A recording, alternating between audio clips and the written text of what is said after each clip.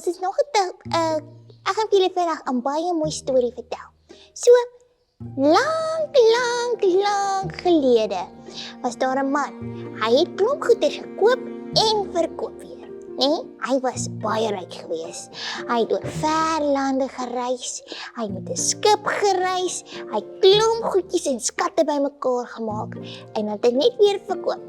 En toe eendag, toe gaan na 'n lang tyd se reis en wanneer skatte bymekaar maak en ryk word, toe kom hy eendag by sy ou tuisdorpie. Toe stap hy deur die strate en sien hulle 'n nuwe winkeltjie oopgemaak.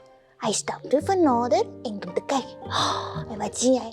Die mooiste, grootste, pragtigste, helderste parel, spierwit parel wat 'n mens nog ooit gesien het. En dadelik hy sê van ek moet dit hê. Ek wil dit net hê. Toe gaan hy in. Toe vra hy vir die winkeleienaar, hoeveel kos hierdie parel? 1 miljoen rand, sê die winkeleienaar. 1 miljoen rand?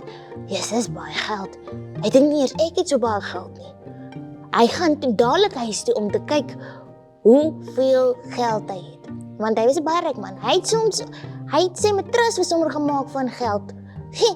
Toe, wat hy kyk nou? Toe tel hy sy nooi geldjies bymekaar. Nee, hy het nog steeds te min geld.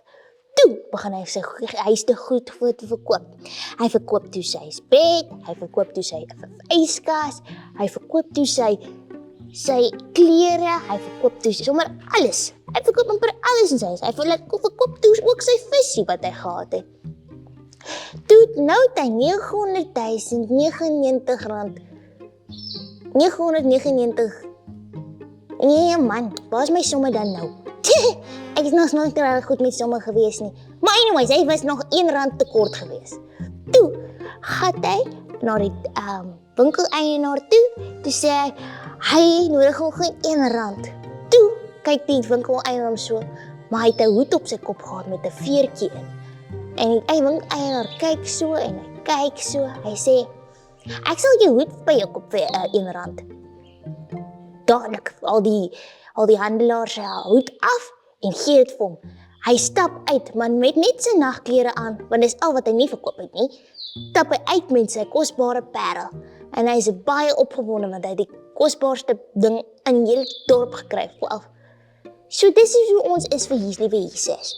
Ons mag dalk dink dat ons niks werd is nie, maar hy het spesiaal af aarde toe gekom en net vir ons te kry.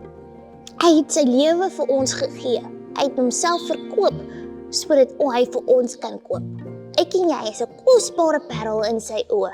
Al voel dit nie dalk so nie, al lyk dit nie dalk so nie. Jesus is baie lief vir ons en ons is sy kosbare parel. Bye maatjies, dis al vir nou. My naam is Elsa en as julle weer wil kyk, praat ek met julle volgende week. Bye!